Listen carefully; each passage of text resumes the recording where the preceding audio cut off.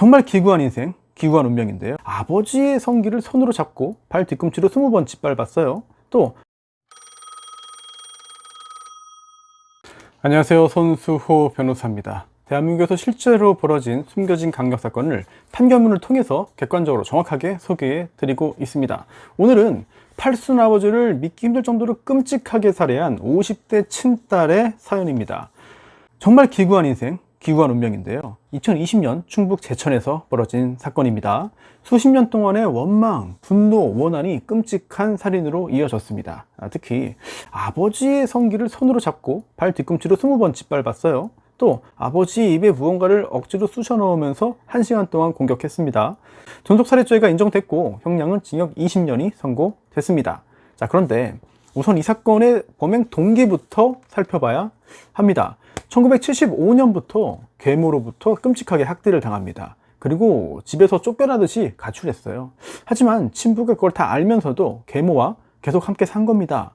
그리고 계모가 데리고 온 아이들, 이복 형제자매들 있잖아요. 네, 다 잘 챙깁니다. 하지만 딸은 그런 아버지를 완전히 버리지는 않았습니다. 연락하고 또 찾아오기도 했거든요. 하지만 결국 딸이 아버지를 엽기적으로 살해하는 이런 비극적인 결과로 이어졌습니다. 이 한 가정의 오랜 사연, 수십 년의 역사와 사연이 담겨있는 그런 사건인데요. 판결문을 자세하게 검토하겠습니다. 피고인은 사건 당시 82세인 아버지의 친딸입니다. 1966년생이었어요. 그런데 75년에 아버지와 어머니가 이혼합니다. 어머니가 떠나가고요. 아버지가 당시 10살이었던 딸을 홀로 키우게 됐습니다. 그런데 얼마 지나지 않아서 아버지가 재혼을 했습니다. 계모도 이혼한 상태였고요. 이복 동생들도 데리고 왔습니다. 다 모여서 함께 산 거예요. 그리고 이 사건 피고인인 딸, 외동딸이 아니었습니다. 다른 형제 자매도 있었습니다. 그런데 이 딸 엄청 고생을 했습니다. 아주 전형적인 그 옛날 그 스토리죠. 계모가 구박을 하고 괴롭힙니다. 또 심한 체벌도 이어졌고요. 또 아이들 차별까지 있었습니다. 그리고요, 계모만 딸을 때린 게 아니라 재혼하기 전부터 이미 친부도 이 딸을 때리고 학대했습니다.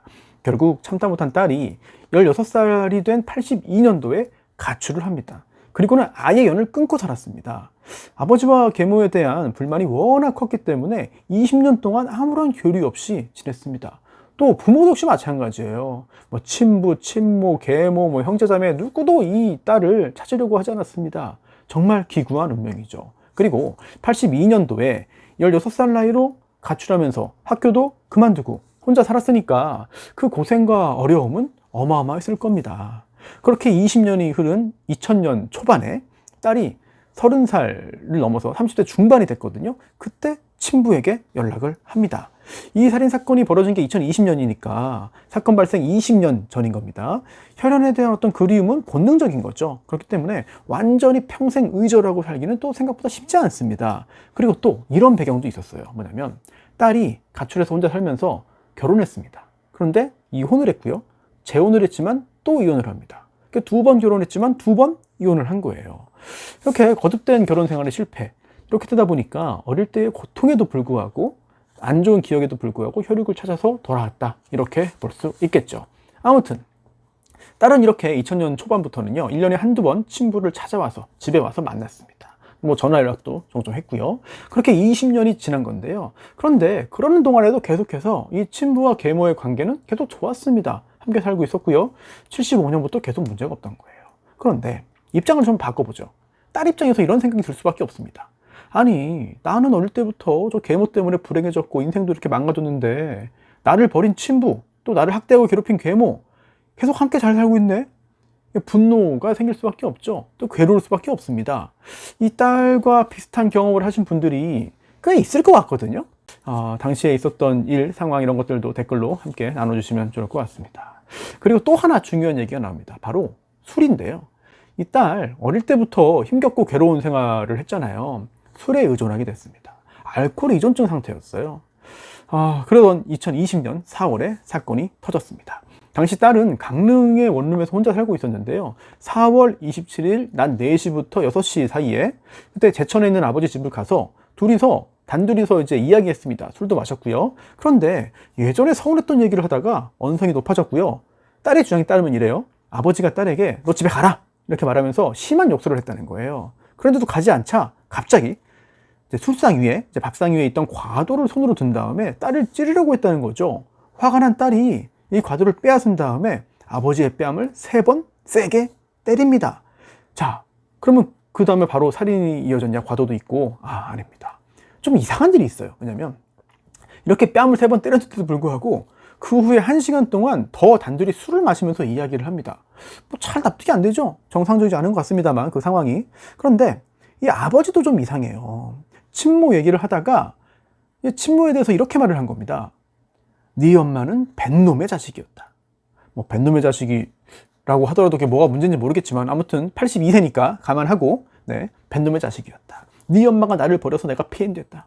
그때 죽였어야 했다. 네 년도 똑같다. 뭐 이런 욕을 하고 비난을 한 겁니다.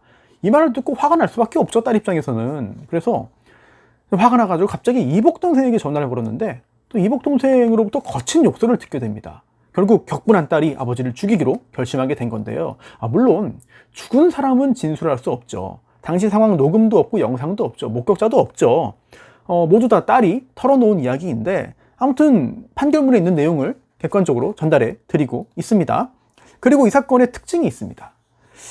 참 살해 방법이 대단히 잔인합니다. 놀랄 정도로 끔찍합니다. 딸이 다 털어놓은 건데 판결문 내용 보시면 이래요. 이게 징역 20년 선고됐는데 이게 적당한지, 너무 과한지, 아니면 야 이거 더 했어야지, 20년도 약하다, 어떻게 생각하시는지 함께 의견을 나눠보면 좋을 것 같은데요. 자, 판결문상에 있는 범행입니다. 첫 번째, 손으로 아버지의 목을 밀치면서 다리를 걸어서 바닥에 넘어뜨립니다. 그리고 그 다음에 너는 이제 이빨 빠진 호랑이야. 너 이제 죽어. 외할아버지한테 뱃놈이 뭐냐? 너는 언놈의 자식이냐? 너는 개놈의 자식이다. 이렇게 딸이 아버지에게, 82세 아버지한테 소리칩니다. 그러면서 이제 폭행이 시작됩니다. 목을 2번 세게 밟고요. 입도 1번 세게 밟습니다. 이런 얘기를 했으니까 응징하겠다는 거죠. 바로 그냥 그 말을 내뱉은 입을 그냥 공격을 해버리는 겁니다. 그리고 젊은 남자도 나를 못 이긴다. 내가 노인네 한 명쯤 아무것도 아니야. 나 혼자 못 죽어. 거지같이 자식들도 찾아오지 않는데 연명하지 말아라. X 같은 새끼야. 이렇게 말하면서 소리치면서 아버지의 배 위에 올라탄 다음에 손으로 얼굴을 15회가량 때렸을까요? 아니요. 3개 내리 찍었습니다. 때린 걸 넘어서 내리 찍었습니다. 아버지가 82세잖아요. 상대가 안 돼요. 그리고 딸은 그동안 주변에서 사고 많이 치고 다녔거든요. 실제로 남자와 싸워서 안 졌고요. 또 폭력적인 성향이 있었고 또 폭력 전과도 있었습니다. 그런데 이렇게 맞은 아버지, 입에서 피가 나고 코에서 피가 나죠. 이제 컥컥거리면서 숨을 잘 쉬지 못했습니다. 그런데도 딸은 제발 가라, 뭐 죽어라 이런 의미죠. 이렇게 소리치면서 배와 같음을 수십 회 발로 세게 밟았습니다. 하지만 아버지는 죽지 않았고요. 그러자 대단히 엽기적인 행동을 합니다. 아버지가 혈압약을 먹고 있었는데 이 딸이 그걸 다 알고 있었습니다. 약이 어디 있는지도 알아요. 그래서 방안 그 TV 밑에 있던 아버지의 혈압약 3봉지를 가져와 가지고 뜯은 다음에 아버지 입에 강제로 붓습니다. 그리고 마테차가 들어있던 페트병을 입안에 깊이 넣은 다음에 강제로 부어가지고 삼키게 했어요. 약과 차를. 그리고 또 탄산음료가 있던 페트병도 주변에 있었는데 갖고 와가지고 얼굴을 10번 때리고 역시 입안에 깊숙이 넣고 강제로 삼키게 합니다. 그 다음 목을 발로 2번 세게 밟았고요. 그리고는 이런 말을 해요. 네가 그동안 수많은 여자를 건드렸어. 죄의식은 없냐? 이렇게 소리치면서 아버지의 성기를 손으로 세게 움켜잡고 발 뒤꿈치로 20번 짓밟습니다. 이렇게 1시간 동안 무차별적으로 폭행을 해가지고 복부 외상 등으로 사망하게 했습니다. 너무 무섭고 비이성적인 행동이죠. 모든 살인이 그렇습니다만 방법 자체가 좀 너무나 괴상합니다. 특히 아버지의 성기를 움켜잡고 발로 밟았다? 이거는 계모와의 이른 재혼, 그리고 이후에 자신을 학대한 계모를 제어하거나 제지하지 않고 오히려 딸인 나를 버렸다? 그렇게 계모가 좋았냐? 여자가 좋았냐? 뭐 이런 분노와 질책의 발현이 아닐까 생각이 되는데요. 저희가 그동안 성기에 대한 어떤 공격이라든지 이런 것들을 다룬 영상을 여러 건 올렸는데 모두 다 좀 특별한 사연들이 있었죠. 그리고 남녀의 성적인 배경도 다 관찰이 됐고요. 살해의 동기와 직접 관련된 경우들이 대단히 많았습니다. 이 사건에서도 역시 그렇지 않을까라는 생각이 드는데, 그리고 또 하나 살펴볼 게 바로 음주입니다. 술인데요. 당시 2사람 다 술에 취했었거든요. 그러면 술이 큰 원인이냐? 그렇지 않습니다. 그럼 술에 취해서 이성 잃었냐? 그렇다고 보지 않았습니다. 물론 술을 마시긴 했지만 중요한 요소가 주량이거든요. 왜냐하면 얼마나 취했는지, 의사결정과 판단에 얼마나 영향을 줬느냐, 이거를 보기 위해서는 얼마나 마셨는지도 중요하지만 평소 주량도 중요하거든요. 자, 딸의 주량, 소주 5병입니다. 당시에 술을 마셨지만 여기에는 못 미쳤던 거예요. 네, 주량이 엄청 세죠. 네, 그러다 보니까 술 때문에 한 범죄는 아니다 라고 봤는데요. 그리고 사실 이 딸 정상이 아닙니다. 왜냐면 이 사건 벌어지기 10년 전에도 이 아버지에 대한 공격을 했습니다. 그땐 뭐냐면 폭행이 아니라 아버지가 계속 계모와 사는 거에 대한 어떤 그 분노가 있었습니다. 10년 전에. 그래서 불을 지릅니다. 아버지 집에 가가지고 가구를 밖으로 꺼내요. 또 가구에 불을 붙입니다. 범죄잖아요, 방화. 그런데 그때는 처벌을 안 받습니다. 그럼 어떻게 됐냐? 그냥 왜 넘어갔냐? 정신병원에 강제 입원됩니다. 이미 그때부터 정상이 아니었던 거죠. 그리고 또 2013년, 그러니까 범행 7년 전쯤에 알코올依存증후군으로 한 달 동안 입원 치료까지 받았습니다. 정상이 아닙니다. 그리고 이 사건 직전에도 이상행동을 계속합니다. 이것도 범죄로 인정됐는데요. 우선 범행 이틀 전입니다. 4월 25일 밤 11시에 강릉의 한 단란주점에서 술을 마시다가 주인이 나가라고 했어요. 그러자 가게에서 난동을 부립니다. 가게에 있던 에어컨, TV, 전자레인지 이걸 막 부수고요. 단란주점이니까 술이 있죠. 이 술병을 바닥에 던져서 깹니다. 이 양이 꽤 많아요. 소주 60병, 맥주 180병, 이걸 바닥에 던져서 깨버립니다. 이렇게 난동을 부려서 340만 원가량의 피해를 입힙니다. 재물을 손괴했죠. 이때도 역시 술에 취해 있었습니다. 그리고 이제 밤을 보낸 다음에 그 다음날 범행 하루 전인 4월 26일 낮 3시경인데요. 강릉에 있던 그 자기 원룸에서 자고 있다가 갑자기 아무런 이유도 없이 운동기구로 유리창을 깨고 던져가지고 또 장롱문을 떼어내고 TV를 바닥에 집어 던집니다.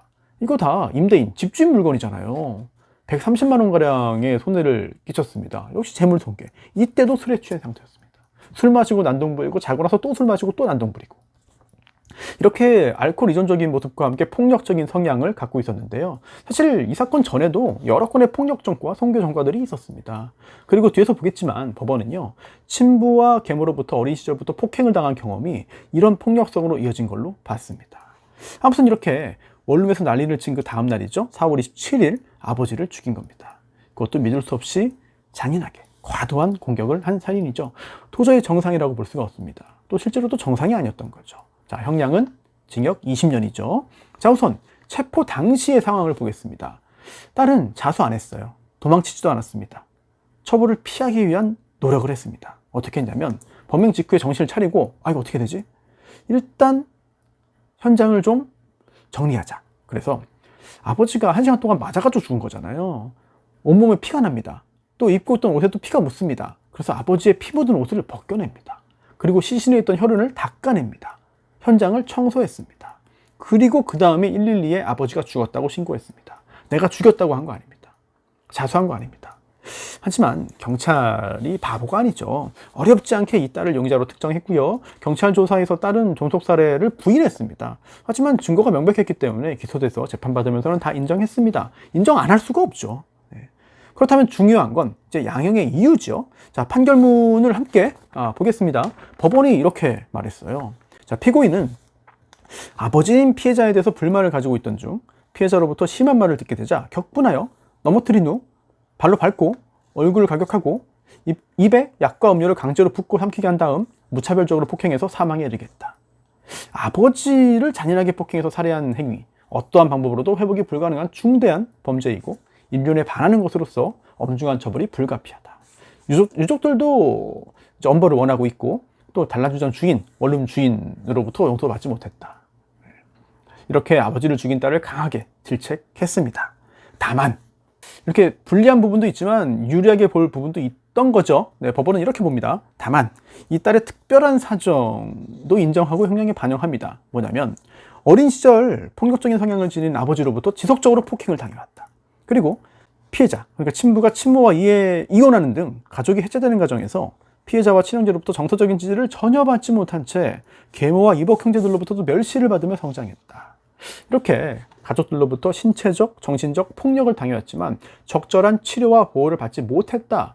그 결과 친부와 마찬가지로 폭력적인 성향을 띠게 되었다. 굉장히 무서운 말입니다. 굉장히 무서운 말이죠.